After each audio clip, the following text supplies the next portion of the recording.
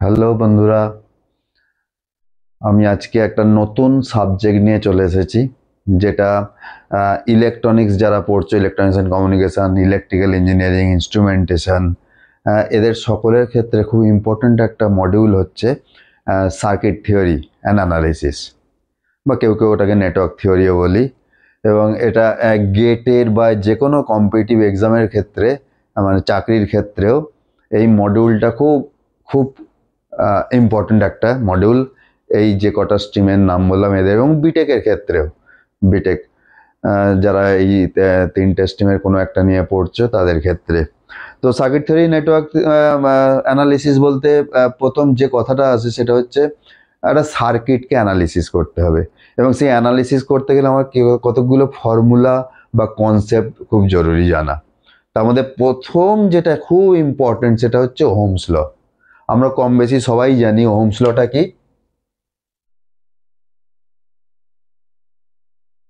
ধরো দুটো নোড আছে, এ অ্যান্ড বি, আর কারেন্ট যাচ্ছে একটা নোড থেকে, এ থেকে নোড বি এর দিকে, এবং ধরে নিলাম নোড এর ভোল্টেজ ভিএ, নোড বির ভোল্টেজ হচ্ছে ভিবি, এবং এই দুটো ভোল্টেজই কিন্তু ধরে নেওয়া হচ্ছে গ্রাউন্ডের রেসপেক্টে, রেফারেন্স, কারণ রেফারেন্স ছাড়া ভোল্টেজ মেজারমেন্ট করা যায় না। তো কারেন্টের ডিরেকশন থেকে বুঝতে পারছি কি এ থেকে বিতে যাচ্ছে, এখান থেকে আমরা কি কনক্লুশন আনতে পারি যে এ পয়েন্টের পোটেন্সিয়াল সবসময় বি এর থেকে বেশি, তাই জন্যই হায়ার পোটেন্সিয়াল থেকে লোয়ার পোটেন্সিয়ালে কারেন্টটা যাচ্ছে। এটা খুব সিম্পল কথা, কিন্তু অনেক সময় আমরা ভুল করে ফেলি বারবার সার্কিটে যখন অ্যানালিসিস করতে বসি। তো এই বেসিক জায়গাটা ভুলবে না, যে যেদিক থেকে কারেন্টে যাওয়া শুরু হয়েছে সেটা হায়ার পোটেন্সিয়াল, যেদিকে যাচ্ছে সেটা হচ্ছে লোয়ার পোটেন্সিয়াল। ঠিক? তো অ্যাকর্ডিং টু ওহমস ল কি ছিল, যে VA minus VB proportional to I. তার মানে এটা ধরে নিচ্ছে একটা ফোর্সের মতো কাজ করছে ভিএ মাইনাস ভিবি। এই ফোর্সটা বাড়ালে কারেন্ট বাড়ছে, স্পিড ইলেকট্রনের স্রোতের, আর ওটা যদি কমাই ফোর্সটা তাহলে কমবে, খুব স্বাভাবিক কথা। এবং আরো একটা কোয়ান্টিটি আছে যে কারেন্টটাকে কন্ট্রোল করবে, এই ভোল্টেজের ডিফারেন্স, যে ভিএ মাইনাস ভিবি কে যদি চেঞ্জ নাও করি তাও কারেন্টটাকে আমি কন্ট্রোল করা যায় কিভাবে না, এ তো ম্যাথামেটিক্স। যদি প্রপোর্শনাল সাইন সরি আমি ইকুয়াল করি তাহলে একটা কনস্ট্যান্ট আছে, দ্যাট ইজ আর। এর নাম হচ্ছে রেজিস্ট্যান্স। এই নাম থেকেই বোঝা যাচ্ছে এ অলওয়েজ কারেন্ট ফ্লোটাকে বাধা দেবে। তাহলে কি দাঁড়ালো, I equal to V A minus V B by R. তার মানে বাধা যদি বাড়ে তাহলে তার রেজাল্ট কমবে। তো আমার যদি কারেন্ট আর রেজাল্ট বাধা হয়, যদি রেজিস্ট্যান্স আর, এ বাড়ালে কারেন্ট কমছে, দেখো নিচে আছে, আর কমলে কারেন্ট বাড়বে। তাহলে আমি এই ফোর্সটাকে ফিক্সড রেখে একে দিয়েও কন্ট্রোল করতে পারি কারেন্ট। এই হচ্ছে ওহমস ল। এবং তার সাথে একটা কথা অ্যাড করে দিতে হয়, যে current proportional to potential difference between two nodes provided all physical condition remain constant. মানে চারপাশে যে ফিজিক্যাল কন্ডিশন লাইক টেম্পারেচার বা আর অন্যান্য কিছু যা থাকে তাদের কিন্তু চেঞ্জ করলে হবে না। ঠিক? এটাই ওহমস ল, আর কিছু না।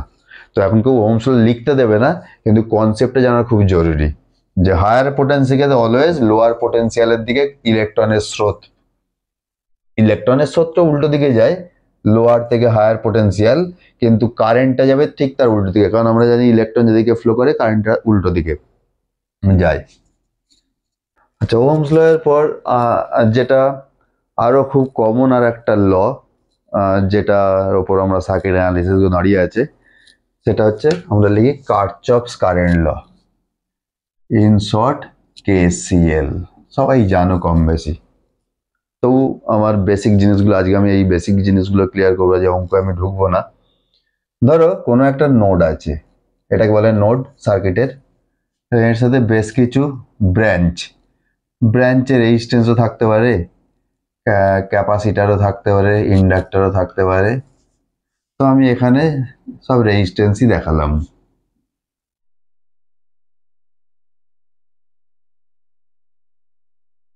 ঠিক আছে, চারটে আমার ব্রাঞ্চ টেনে দিলাম। এইটা হচ্ছে নোড এন।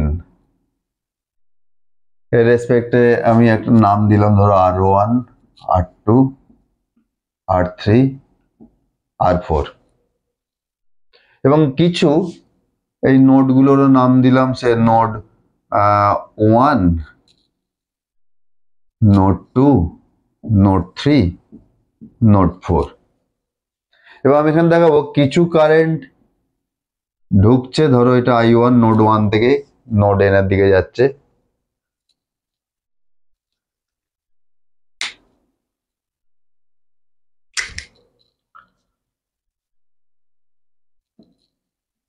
এটা যাচ্ছে ধরো I2, I3 কে দেখালাম বেরিয়ে যাচ্ছে, সরি এটা I4 করি, এটা I3। তাহলে ছবি থেকে কি দেখা যাচ্ছে যে কিছু কারেন্ট কম্পোনেন্ট আমার ঢুকছে আর কিছু কারেন্ট বেরিয়ে যাচ্ছে নোডের রেসপেক্টে। এনটা হচ্ছে আমার রেফারেন্স নোড। তাহলে অ্যাকর্ডিং টু কেসিএল আমাকে কিভাবে লিখতে হয় না, summation of current component is 0। এর মানে কি না, এই নোডের রেসপেক্টে যত কারেন্ট কম্পোনেন্ট ওখানে মিট করছে তাদের অ্যালজেব্রিক সাম হচ্ছে 0 হবে। এখন কোশ্চেন হচ্ছে সবাই তো মিট করছে মানে ঢুকছে না এন এর দিকে, কারা কারা ঢুকছে, I1 and I2, যারা ঢুকবে তাদের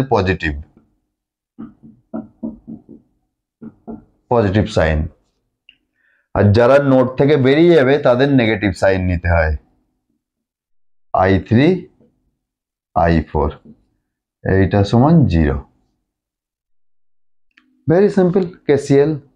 তাহলে কোনো একটা পয়েন্টে যারা যারা যে কম্পোনেন্ট গুলো ঢুকবে তাদের পজিটিভ সাইন নিয়ে যোগফল নেব, আর যারা বেরিয়ে যাবে তাদের নেগেটিভ সাইন নেব, দিয়ে তাদের যে অ্যালজেব্রিক সাম হবে সেটা 0 হবে, বাস। কেসিএল এর পর যেটা আরো ফ্রিকোয়েন্টলি আমাদের ইউজ করতে হবে সার্কিট অ্যানালিসিসে, সেটা হচ্ছে Kirchhoff's voltage law, in short KVL। According to ওনার নামে এটা হয়েছিল কার্চফস। এক্ষেত্রে কি হয়, নোড না, এক্ষেত্রে আমরা একটা লুপ নেব। লুপ মানে আমি ধরি, খুব ভেরি সিম্পল একটা লুপ দেখাচ্ছি।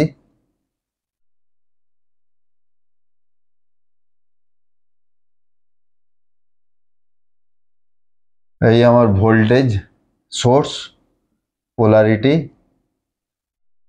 নাম দিয়ে R1, R2, R3, এবং আমি দেখাই কারেন্টটা নর্মালি এইদিকে যাচ্ছে। এবং এটা বলে রাখি, আমরা আগামী দিনে যখনই কোনো লুপ অ্যানালিসিস করব, নর্মালি আমরা কারেন্টের ডিরেকশনটা এরকম ক্লকওয়াইজ ডিরেকশনে নিই। এক্ষেত্রে তো ক্লকওয়াইজেই ফ্লো করবে, কারণ বুঝতেই পারছো সোর্সের পোলারিটি যা, কারেন্ট সোর্সের মধ্যে নেগেটিভ থেকে পজিটিভ যায়, আর সোর্সের বাইরে মানে ব্যাটারির বাইরে পজিটিভ থেকে গিয়ে আবার নেগেটিভে মিট করে।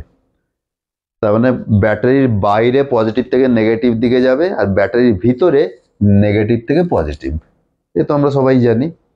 তো এটাকে বলবো একটা মেশ বা লুপ, যার ভেতর আর কোনো লুপ থাকবে না, ঠিক? তো এক্ষেত্রে একটু আগেই বলেছি যে এই যদি কারেন্টের ডিরেকশন হয়, তাহলে এইটা পজিটিভ, এটা নেগেটিভ হবে পোটেনশিয়াল ড্রপ, কারণ পজিটিভ মানে বোঝাতে চাইছি হায়ার পোটেনশিয়াল, আর এটা লোয়ার পোটেনশিয়াল। আবার R2 রেসপেক্টে এই ডিরেকশনে কারেন্ট এলে উপর থেকে নিচে নামছে, তাহলে উপরটা প্লাস হায়ার পোটেনশিয়াল, নিচটা লোয়ার পোটেনশিয়াল। আবার এদিকে যখন যাচ্ছে এটা higher potential to lower potential, ঠিক? এবং আমরা ধরে নিই এর অ্যাক্রসে ভোল্টেজ ড্রপ হচ্ছে V1, এখানটা V2, V3। তাহলে কোথা থেকে শুরু করবে বলো, যে কোনো জায়গা থেকে শুরু করতে পারি, ধরি R1 থেকে শুরু করি, তাহলে প্লাস মাইনাস, তাহলে সাইনটা polarity, sign is also very very important of the voltage, কারণ এর পোলারিটি খুব মাস্ট। কারেন্টের যেমন ডিরেকশনটা খুব জরুরি জানা, ভোল্টেজের ক্ষেত্রে পোলারিটি জানাটা প্রপারলি খুব জরুরি। তাহলে এটা প্লাস মাইনাস কমপ্লিট, এরপর আবার কি হচ্ছে প্লাস মাইনাস, এই জন্য প্লাস সাইন, নেক্সট আবার প্লাস, এখানে উল্টো মাইনাস আগে তারপর প্লাস, এটাকে বলা হয় KVL। তার মানে কি হলো KVL এ, না একটা লুপের মধ্যে যে টোটাল পোটেনশিয়াল ড্রপ হতে হতে গেছে তাদের অ্যালজেব্রিক সামটা যদি নিই, তাহলে সেটা 0 হবে according to KVL, Kirchhoff's voltage law. এবং এটাকে আমরা যদি ম্যাথামেটিক্যালি খুব শর্টে লিখি, সো সে সামেশন অফ, আচ্ছা এটাকে যদি সোর্স ভোল্টেজ বলি তাহলে এটাকে ভি লিখছে। algebraic sum of the all voltage component drop across each and every branch around this loop is equal to 0। এবং এটা আবারও বলছি, পোলারিটি গুলো কিন্তু খুব ইম্পর্টেন্ট। তোমরা যদি বলো এখান থেকে শুরু করবে তাহলে এটাও লেখা যায়। এখান থেকে শুরু করলে কি হবে, এটা V2 আগে লিখবো প্লাস মাইনাস, তারপরে আবার একটা প্লাস মাইনাস V3, এটা মাইনাস প্লাস VS, এটা প্লাস মাইনাস। দেখো সেম, একটু আগে পরে হয়েছে কিন্তু basically same.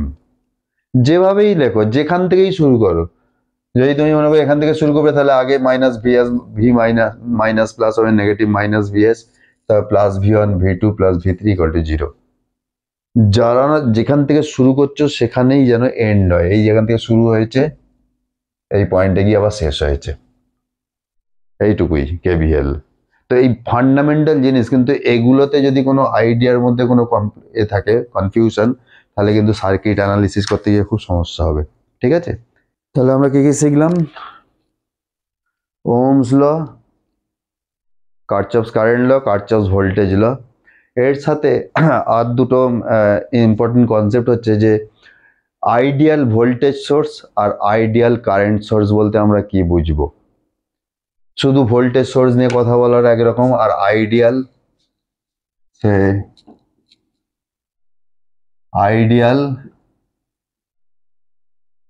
Voltage source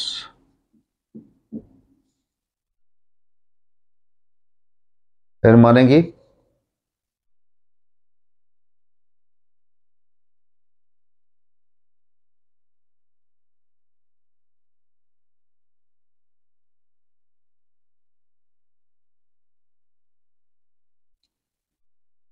suppose this is the voltage source, A ideal কখন হবে? ধরো এখানে আমি একটা লোড কানেক্ট করবো এবার, এবং লোড মাস্ট বি ভেরিয়েবল, ভেরিয়েবলের সাইন, মানে আমরা ইচ্ছে মতো, স্বাভাবিক লোডের নেচার বিভিন্ন সময় বিভিন্ন হতেই পারে, ভ্যারি করাতেই পারি। তো আইডিয়াল ভোল্টেজ সোর্স হচ্ছে সেটাই যার terminal voltage doesn't depend upon the current passing through the load. মানে লোডের মধ্যে দিয়ে যে কারেন্ট যাচ্ছে, লোড ইম্পিডেন্সের মধ্যে দিয়ে, সরি, শুধু লোড মানে কিন্তু বোঝায় কারেন্টকে, ঠিক আছে? তো লোড ইম্পিডেন্সের মধ্যে দিয়ে যে কারেন্ট ফ্লো করছে, আমরা নর্মালিতে জানি ওহমস ল থেকে V ইকুয়াল টু IR, তাহলে এই টার্মিনাল ভোল্টেজ, যদি টার্মিনাল ভোল্টেজ হচ্ছে আউটপুট, এটা প্লাস এটা মাইনাস, এই টার্মিনাল ভোল্টেজটা এই কারেন্টের ওপর ডিপেন্ড করবে না। তার মানে কি বোঝাতে চাইছি না, terminal voltage must be remain same, একদম সবসময় একই থাকবে যদি এটা আইডিয়াল ভোল্টেজ সোর্স হয়, এবং সেটা অলওয়েজ কি হবে, এই ভিএস এর সমান হবে, দেখাই যাচ্ছে। তার মানে এর মধ্যে দিয়ে যদি কারেন্ট যাচ্ছে তার উপর ডিপেন্ড করছে না। কথাটার মানে কি বলতে চাইছি, যে V0 is equal two I into RL।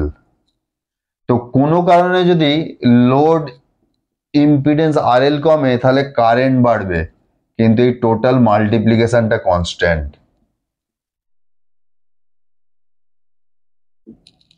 কথাটা মানে বোঝা গেল? ওরা নিজেরা অ্যাডজাস্ট করে নেবে। আর লোড ইম্পিডেন্স বাড়ালে কারেন্ট কমবে, কেন না টার্মিনাল ভোল্টেজটা কনস্ট্যান্ট। কেন? এটা আইডিয়াল ভোল্টেজ সোর্স, আইডিয়াল না হলে এটা হতো না। তাহলে আইডিয়াল ভোল্টেজ সোর্সের কনসেপ্ট থেকে আমরা কি জানি, এর ইন্টারনাল ইম্পিডেন্স যদি RS হয় তাহলে বলবো dVS বাই DI। যদি এটা আইডিয়াল ভোল্টেজ হয় তাহলে তার ডিফারেন্সিয়েশন কত হবে, ডিফারেন্সিয়াল ফর্ম 0। এখান থেকে একটা কনক্লুশন ড্র করলাম যে আইডিয়াল ভোল্টেজ সোর্সের ক্ষেত্রে এর ইন্টারনাল ইম্পিডেন্স ইজ 0।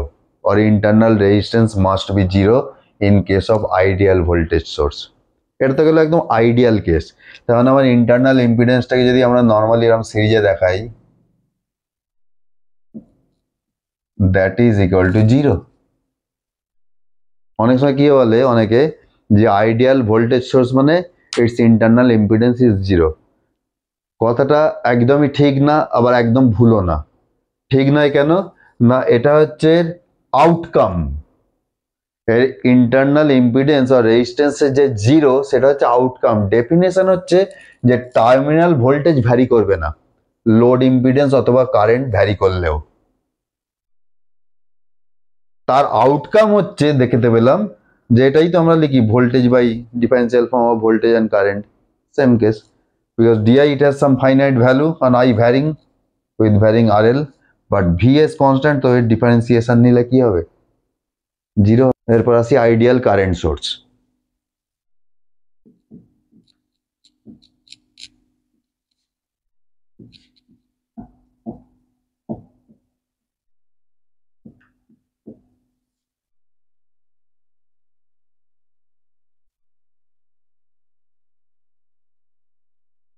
এখানে ইম্পর্টেন্ট হচ্ছে direction. Suppose this source current, it's a terminal, dot dot দিচ্ছি কেন, it is not permanent connection and it is variable RL, and again its terminal voltage is say V0, it is high potential, it is lower potential side polarity। তো ideal current সোর্সের definition কি হওয়া উচিত না, in case of ideal current source the current passing through the load will not depend on the load impedance। মানে যে কারেন্টটা source থেকে এসে আমার লোডের মধ্যে দিয়ে যাচ্ছে, লোড ইম্পিডেন্সের মধ্যে দিয়ে জেড RL, সেই কারেন্টটা ওই টার্মিনাল ভোল্টেজের উপরও ডিপেন্ড করবে না আর লোড ইম্পিডেন্সের উপর ডিপেন্ড করবে না, ওটা কনস্ট্যান্ট। মানে যেটা আইডিয়াল হবে সেই ভ্যালুটা কনস্ট্যান্ট। আইডিয়াল ভোল্টেজ সোর্সে terminal voltage constant, ideal current সোর্সে current passing through this load is constant. তাহলে লোড ভ্যারি করলে কে ভ্যারি করবে, output voltage, terminal voltage vary করবে। কেন না, V0 is equal to IS into RL। এ ভ্যারি করবে, এ ভ্যারি করবে, but this is fixed or constant.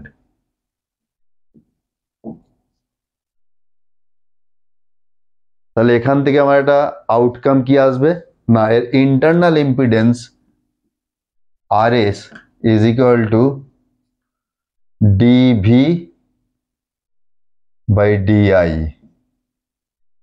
কত, যদি কনস্ট্যান্ট কারেন্ট হয় তাহলে এটা তো 0, D অফ IS, তাহলে something by 0, that is infinite.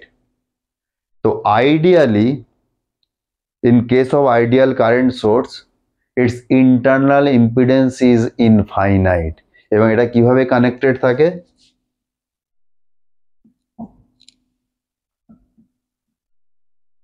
that is infinite। তার মানে এটা বোঝা যাচ্ছে যে এখান থেকে যখন কারেন্টটা যাবে দুটো রাস্তা পাচ্ছে, একটা RS একটা RL। এটা যদি ইনফাইনাইট হয় ইলেকট্রিক্যালি কি বলতে পারি, এটা জাস্ট লাইক ওপেন। তো ওপেন পাথ দিয়ে তো কোনো কারেন্ট যেতে পারে না, তাহলে পুরো কারেন্টটাই এদিকে দিয়ে যাবে। তার মানে আমাদের টেন্ডেন্সি এটা থাকবে যেমন একটা কারেন্ট সোর্স তৈরি করবো যাতে ইন্টারনাল ইম্পিডেন্সটা যত হাই রাখা যায়, তাহলে আমার more and more current will pass through load impedance, not through internal. কারণ ইন্টারনাল ইম্পিডেন্সের মধ্যে দিয়ে কারেন্ট চলে যাওয়া মানে দ্যাট ইজ লস। তো আমাকে লসটা রিডিউস করতে হবে। তাহলে এগেন অনেকে বলে আইডিয়াল কারেন্ট সোর্স মানে হচ্ছে ইন্টারনাল ইম্পিডেন্স ইনফাইনাইট, এটা আউটকাম। ডেফিনেশন কি না, in case of ideal current source the current will not vary when it is passing through the load impedance, or terminal current or current through passing through the load will not vary, then which one will vary if you load impedance vary যদি change করো তাহলে কে vary করবে, output voltage vary করবে। এই যে বাস এটাই definition. এবার এখান থেকে কনক্লুশন হচ্ছে এইটা। যে ইন্টারনাল ইম্পিডেন্স ইনফাইনাইট হবে। তো দিস ইজ, তাহলে আজকে আমরা কি কি দেখলাম, যে Ohm's law, Kirchhoff's current law, Kirchhoff's voltage law, ideal current source, ideal voltage source, আর লাস্ট আজকের টপিক দিয়ে আজকের ক্লাসটা শেষ করব। সেটা হচ্ছে একটা ভোল্টেজ সোর্সকে কীভাবে কারেন্ট সোর্সে কনভার্ট করা যায়, আর একটা কারেন্ট সোর্সকে কী করে ভোল্টেজ সোর্সে, এটাকে বলা হয় ট্রান্সফরমেশন অফ সোর্সেস। তো প্রথম হচ্ছে ধরো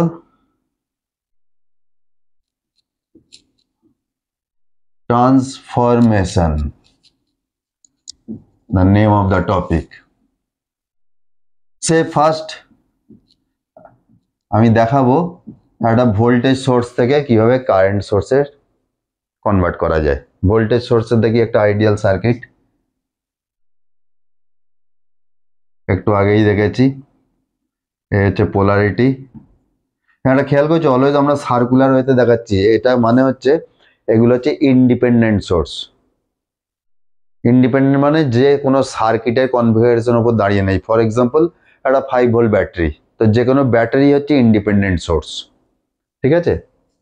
তো এর সাথে দেখালাম আমি আগেই যেটা সিরিজ রেজিস্ট্যান্স থাকে আইডিয়ালি 0, কিন্তু আইডিয়াল তো আর হয় না কিছু, প্র্যাকটিক্যালি আর কিছু ভোল্টেজ এই রেজিস্ট্যান্স থাকে 7 ওহমস, 100 এর আশপাশে। যত কম রাখা যায় তত ভালো।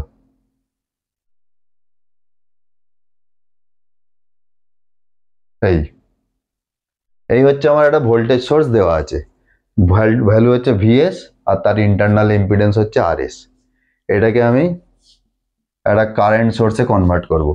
আচ্ছা সবার আগে আমাকে বলো, তার আগে কি জানতে হবে, এই টার্মিনালের অ্যাক্রসে কত ভোল্টেজ, কারণ এটা তো খোলা ওপেন, তাহলে ভোল্টেজ কত হবে, সেই ওহমস ল। ওহমস ল কি বলেছিল, যে VA minus V B equal to I R. এক্ষেত্রে বলো এখানে যদি আমি এটাকে ম্যাপ করাই, এটাকে নাম দাও এ, এটা বি, আর এটা রেফারেন্স নোড, রেফারেন্স কথাটাকে লিখে দিই রেফারেন্স। তো ওপেন পাথ দিয়ে তো কখনো কোনো কারেন্ট যেতে পারে না, সার্কিটটা তো খোলা, কারেন্ট যেতে গেলে তো এক ক্লোজ পাথ চাই, তাহলে কারেন্ট 0, তাহলে কারেন্ট ইন্টু এটা ছিল আরএস 0। এবার বলতো ভি এর সাথে কে কানেক্টেড আছে, এটা তো রেফারেন্স মানে গ্রাউন্ড, তাহলে ভি এর সাথে আমি কি বলতে পারি কত ভোল্টেজ আছে, ভিএস, আর ভিবি কত আমার বের করতে হবে, তাহলে ভিবি কত হলো, ইন্টারেস্টিং না। তাহলে এখান থেকে একটা কনক্লুশন, যে কোনো রেজিস্ট্যান্সের থ্রু দিয়ে যদি কোনো কারেন্ট না পাস করে তাহলে ওর দুটো এন্ডে একই ভোল্টেজ থাকে, কারণ ওহমস ল বলে যদি পোটেনশিয়াল ডিফারেন্স না থাকে তাহলে কারেন্ট যেতে পারে না। এখানে ঠিক তাই হচ্ছে। এটা কিন্তু এই কনসেপ্ট, ছোট ছোট জিনিসগুলোই কিন্তু আগামী দিনে সার্কিট অ্যানালিসিসে খুব কাজে দেবে, যে কোনো সার্কিট অ্যানালিসিসের ক্ষেত্রে, ঠিক আছে। এটা তো গেল, এবার আমি আসি ট্রান্সফরমেশন।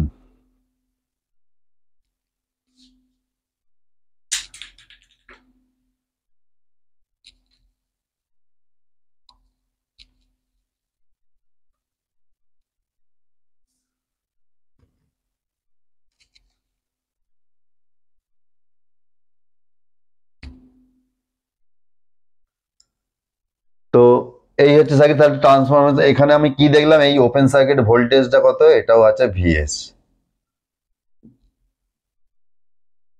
এবার এটাকে আমি ট্রান্সফর্ম করব। তো সবার আগে কারেন্টে করতে গেলে আমাকে কারেন্টেরই নিতে হবে। দেখো দেখতে পাচ্ছ কারেন্টের ডিরেকশনটা এইদিকেই তো যাচ্ছে, আমি ধরি এটাকে যদি বলি আই, যদি যাবে না কিন্তু নর্মালি তো এটাই ডিরেকশন হয় -টু প্লাস ব্যাটারির ভেতর, তাহলে কারেন্টের ডিরেকশনটা দিতে হবে এই। এবং এটাকে এমন ভাবে নিতে হবে যাতে এই টার্মিনাল ভোল্টেজটা আগেও যা ছিল এখনো তাই থাকবে। তো টার্মিনাল ভোল্টেজ আমাকে এখানে তো আই বলে কিছু হয় না, এই আই এর ভ্যালুটাই বের করতে হবে in terms of voltage and its internal resistance. দেখো তো এটা যদি বলি ভিএস বাই আরএস, আর সাথে সাথে এর একটা ইন্টারনাল ইম্পিডেন্স দেখাতে হবে দ্যাট ইজ যেটা ছিল সিরিজে ওটা চলে গেছে প্যারালালে কারেন্ট সোর্সের সাথে। তাহলে এইটা হচ্ছে ভোল্টেজ সোর্স থেকে কারেন্ট সোর্সে ট্রান্সফরমেশন। কি হলো জিনিসটা? দেখো এখান থেকে কারেন্টে যাওয়ার পর একটাই তো রাস্তা, আরএস। তো ভিএস এর আই এর ভ্যালু যদি ভিএস বাই আরএস হয় তাহলে ভোল্টেজ কিভাবে পাবো? ওহমস ল কি বলে? এইটা যদি কারেন্টের ডিরেকশন হয় তাহলে এখান থেকে কি হবে? উপর থেকে উঠবে, নিচ থেকে নামবে। তাহলে এটা হায়ার পোটেনশিয়াল, এটা লোয়ার পোটেনশিয়াল, এটা ক্লিয়ার। টার্মিনাল ভোল্টেজ কত হবে? কারেন্ট ইন্টু রেজিস্ট্যান্স কত হলো? ভিএস। তাই তো ছিল, টার্মিনাল ভোল্টেজ ভিএসই তো ছিল। তাহলে এটাকেই আমাকে মেনটেন করতে হবে। তাহলে আমরা ঠিকই করেছি যে এই ভোল্টেজ বাই রেজিস্ট্যান্স এটাই হবে আমার কারেন্টের ভ্যালু, আর তার সাথে এটা যে সিরিজে ছিল এটা প্যারালাল চলে আসবে। এটাকে বলা হয় ভোল্টেজ টু কারেন্ট ট্রান্সফরমেশন। এটা একটু বেটার নাম দেওয়া যেতে পারে, সোর্স ট্রান্সফরমেশন।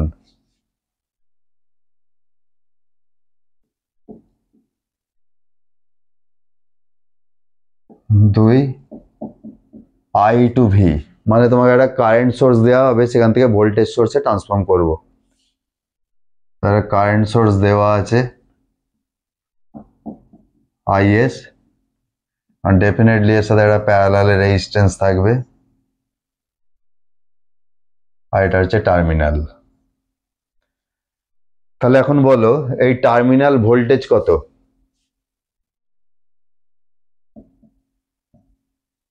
কারণ এই যদি কারেন্টে যায় তাহলে এটা উপর থেকে নামবে, নিচে নামবে, তাহলে এটা উপরটা প্লাস হবে আর এটা মাইনাস।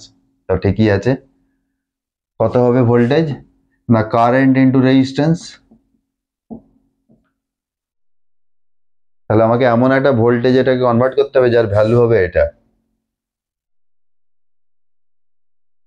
এবং ইন্টারনাল ইম্পিডেন্সটা সিরিজে চলে গেল।